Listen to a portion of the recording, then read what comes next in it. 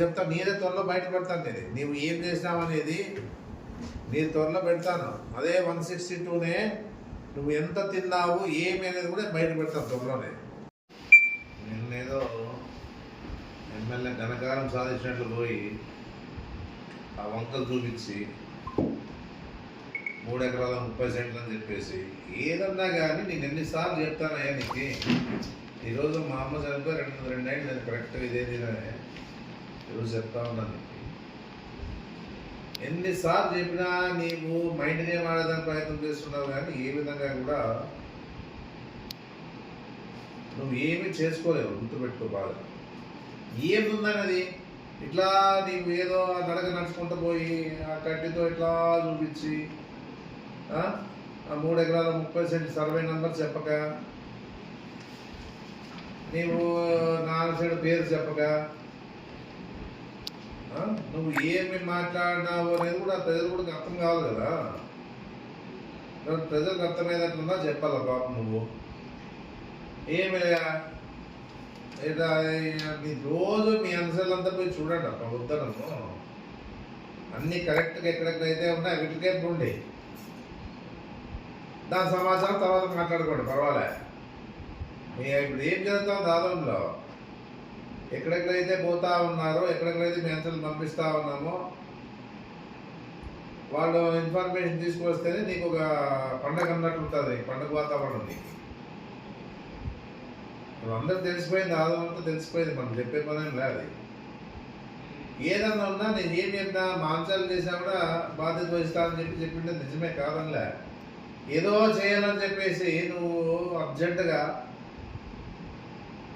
నీవు అదేదో అక్కడికి పోయి స్టిక్తో చూపించి ఇదంతా ఏదో అని చెప్పేసి వంకాపురం పోగని చెప్పేసి ఏదో నువ్వు దోచుపోయినావు అని చెప్పేసి ఏది మాట్లాడుతున్నావు నువ్వు అసలు? నీకైనా అర్థమవుతా ఉంది అది? నీకైనా మాట్లాడే అర్థం కాదు కదా.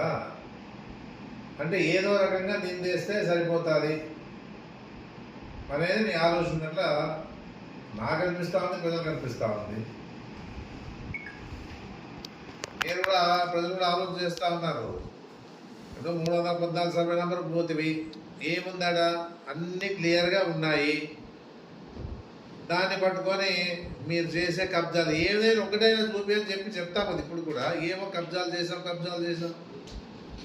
నీకు పండగే కదా అమ్మ వాళ్ళు కబ్జాలు చేస్తే నీకు చేసిందిలే పెట్టింది లేదయ్యా, ఎందుకు చేస్తారని చెప్పేసి చెప్తే కూడా వినుకోకుండా నువ్వు ఎంతసేపు ఉన్నా అదే పాట పాడుకుంటుంటావు. డైవర్షన్ పాలిటిక్స్ చేస్తా ఉన్నావు తప్ప ఇంక వేరే ఏమీ లేదు, అర్థమవుతా ఉంది. నువ్వు పోయేసావంటే మధ్యవర్తులు వచ్చింటారు అప్పుడు నీకు. అది ఏం లేకపోయినా కూడా ఈ తలకాయ పెద్దకు భరించాలని చెప్పేసి ఏదో మాట్లాడేదానికి మీ దగ్గరకు వస్తూ ఉంటారు. ఇవి నేనే కాదు అనుకోలేదు, ప్రజలు కూడా అనుకుంటా ఉన్నారు. నేను ఒక్కడే కాదు, అది నీకన్నా నువ్వు అనిపిస్తావు, మాకేం సంబంధం లే. నువ్వు ఎవరైనా చెప్పేది నీ ప్రధాన అనుచరుడు ఎవరు? ఆ పేరు చెప్తావా? ప్రధాన అనుచరుడులే. నువ్వేం పేరు చెప్పినావా, సర్వే నెంబర్ చెప్పినావా? ఏది లేకుండా మాట్లాడితే ఏమన్నా పద్ధతి ఉందని చెప్తాను. నువ్వు రాజకీయాల్లో ఉండాలా, నేను ఉంటాను. నీవు ఇట్లా కొన్ని చెత్త చెప్పుకుంటుంటే నేనేమి రాజకీయాలు ఇచ్చిపెట్టి వదులుకొని ఇంతమంది జనాలు ఇచ్చిపెట్టి నేనేమి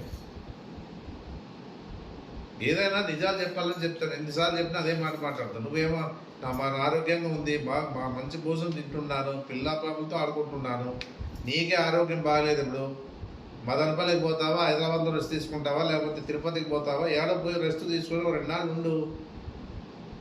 నువ్వు ఏమనేది కూడా నేను అనరాదు, కానీ నేను అనరాదు కొన్ని విషయాలు.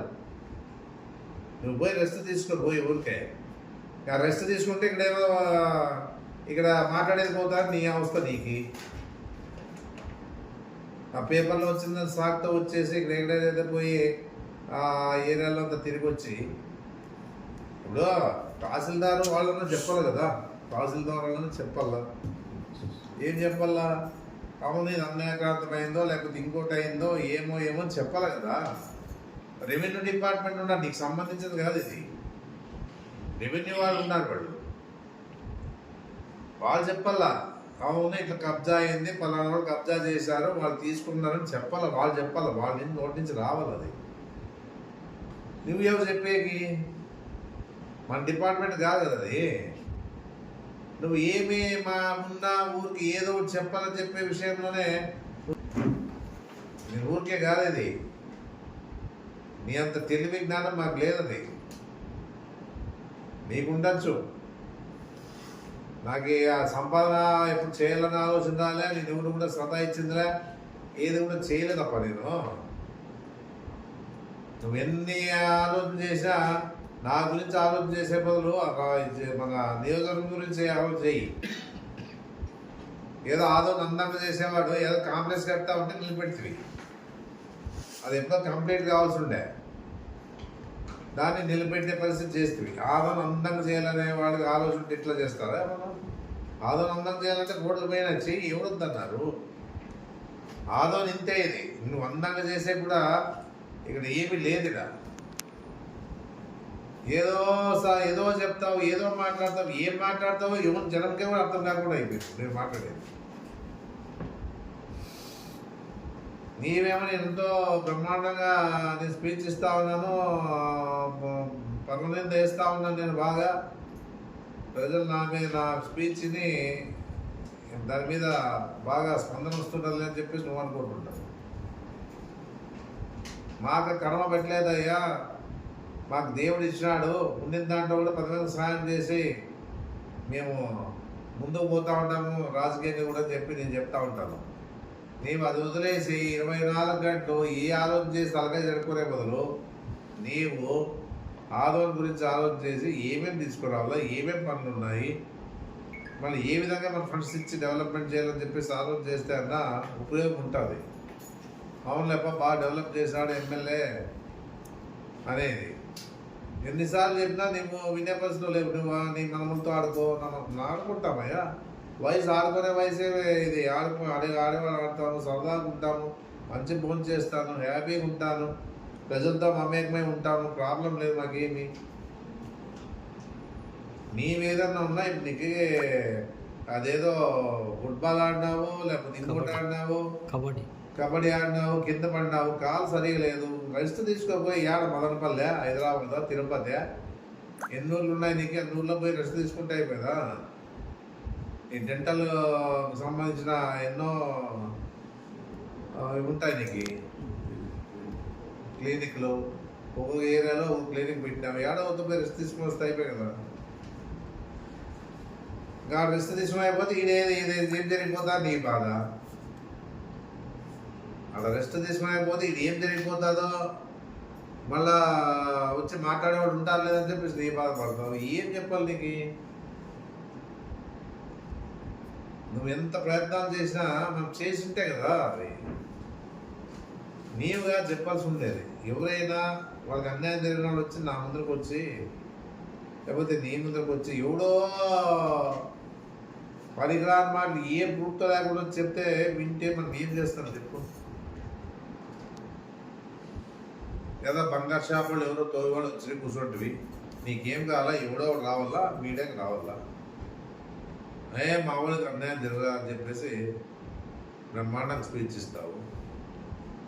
మరి ఆడ పోయింటివి, తాగేదానికి నీళ్ళు లేవని అడిగిరి, 20,000 తీసుకున్నారని చెప్పి అదే 20,000 తీసుకున్న వాళ్ళే మేమేం చెప్పమంటే చెప్పినాం సార్ అని వాళ్ళు అంటారు. ఇంకేం అన్నది మిగిలి ఇవన్నీ? దీని నుంచి ఏమైనా ఉపయోగం ఉందా నీకు? నువ్వు రాజకీయాల్లో ఉండాలి. నేను ఉంటాను, ఇట్లాంటి కాదు ఇట్లాంటివన్నీ చూపిస్తే రాజకీయాలు దూరం కాదు. నేను అది ఆలోచన చేసుకోవాలి. ఏదున్నా కూడా వచ్చిన విద్యావంతుడు, బాగా మాటగారి నువ్వు, వాళ్ళు బాగా చేసుకో. మేము వద్దంటామా నీకేమైనా అడ్డమా? నీకేం అడ్డం లేదు. మేము ఎందుకంటే ప్రజలు తెలుసుకునే వాళ్ళు మేము ఏం అడ్డంకులు ఉంటుంది. మేము ఎందుకు చెప్పినా ప్రజలు తెలుసుకునే వాళ్ళు మేమేం చేయలేము. మేము ఊరికే ఏదో అర్జెంట్ పడి ఏదో చేయాలి. ఎవడు దోచుకుంటున్నాడు, ఎవడు లేదు, ఏం కథో ఏదన్నా మేము చేసాం. ఏదో నువ్వు ఏదో కొండంతో వెలకని పట్టినట్టుంది. నువ్వు ఏమి మా వాళ్ళంతా పోతారు, మీ వాళ్ళంతా పోతారు. మళ్ళీ కిరణ్ ఏం చేశా? మీ కిరణ్, నీ ముఖ్య అనుచరుడు నీ కిరణ్ ఆధార్ కార్డు మార్చి కబ్జా చేస్తే మీ ఆయన ఇంటి పక్కన ఏం చర్య తీసుకుంటావు నువ్వు? ఇంక అదే 6 ఎకరాల భూమిని నీ ప్రేమేం లేకుండా ఎట్లుంటుంది అది? అంత ధైర్యంగా వచ్చి ఎవరో ఇన్నూరు వాళ్ళు వీళ్ళెవరు వచ్చి చేసే ధైర్యము ఉందంటే ఎవరెవరు సపోర్ట్ ఉండాలి కదా. నీ వల్ల ఉండాలా, కిరణ్ అని ఉండాలి. ఎవరో ప్రేమేం లేదు వాళ్ళు ఎత్తి వచ్చి బతుకున్నవాడిని చంపేసి 6 ఎకరాలు కబ్జా చేసేదానికి ప్రయత్నం చేసే పరిస్థితి చేస్తే మన గవర్నమెంట్ స్థలంలోనే మీ వాళ్ళే గవర్నమెంట్ స్థలంలో రస్తా వేసుకుంటున్నాడు. ఎవడో ప్లాన్ చేస్తే మన దాంట్లో వేసుకుంటామని గవర్నమెంట్ స్థలాల్లో రస్తా వేస్తే ఉరికే ఉంటారా? మళ్ళీ ఇవన్నీ ఏ రాయంలో జరుగుతూ ఉన్నాయి ఇవన్నీ. మనం ఇవాళంతా పోయి జెండాలు పాత్రే మా వాళ్ళు ఇక మా వైఎస్ఆర్ పార్టీ అధికారంలో ఉన్నప్పుడు ఎవరైనా పోయి జెండాలు పాత్రే? ఎవరైనా లారీలు నిలబెట్టరా? ఎవరైనా ఇట్లా ప్లాట్లే పోయి సరిగా ఉన్న వాటిని కూడా పోయి మీడియా ద్వారా ప్రచారం చేసినా? ఏదో తప్పు ఉందనుకో రెవెన్యూ వాళ్ళకి చెప్పు. రెవెన్యూ వాళ్ళు ఉన్నారు వాళ్ళు చెప్పు. అంటే నీకు రాజకీయం అనుభవం లేదు కాబట్టి నేను చెప్తా ఉన్నాను. రెవెన్యూ వాళ్ళకి చెప్పు. వాళ్ళు ఏదైనా ఉంటే చర్యలు తీసుకుంటారు. నీవు సంతకం పెడితే కాదు అవి. వాళ్ళు పెడితేనే ఏం జరిగినా కూడా వాళ్ళు పెట్టి జరిగితేనే జరిగేది. ఊరికే ఏదో చెప్పాలా అని చెప్పేసి మరి నువ్వో మాట మాట్లాడి మేమో మాట మాకు శ్రమ ఇది అంతే. ఏదున్నా కూడా వాస్తవాలు మాట్లాడనే చెప్తారు. వాస్తవాలు చెప్పు వద్దను, ప్రజలు కూడా నమ్ముతారు. ఏమీ లేదు, ప్రధాన అనుసరణ అంటావు ఇట్లా చూసి 3 ఎకరాలు 30 సెంట్లు అంటావు. ఇట్లా ఈ పక్క చూసి ఈ పక్క చూసి ఆ సర్వే నెంబర్ ఏమో తెలియదు, ఏదో తెలియదు. మళ్ళీ ఆయన రాజకీయాలు ఉండాలా అంటావు, మళ్ళా బాగా పోంచే అంటావు, ప్రశాంతంగా నిద్ర అన్నీ పోతాం. ఎందుకు నిద్ర మాకే నిద్ర రాదా? మనములు మనవరాలతో ఆడుకుంటామే. నీకు లేకపోవచ్చు, మాకు మనములు మనవరాలు ఉంటారు. వాళ్ళే మాకు ఎంతో సంతోషాన్ని ఇచ్చేది. ఇప్పటికైనా మానుకొని ఆదం డెవలప్మెంట్ ఏదైనా చేసేది ఉంటే ఇప్పుడు మెడికల్ కాలేజ్ ఓపెన్ చేసి తర్వాత డిగ్రీ కాలేజ్ బిల్డింగ్ కట్టి ఐటీఐ కాలేజ్ స్టాఫ్ కావాల్సిన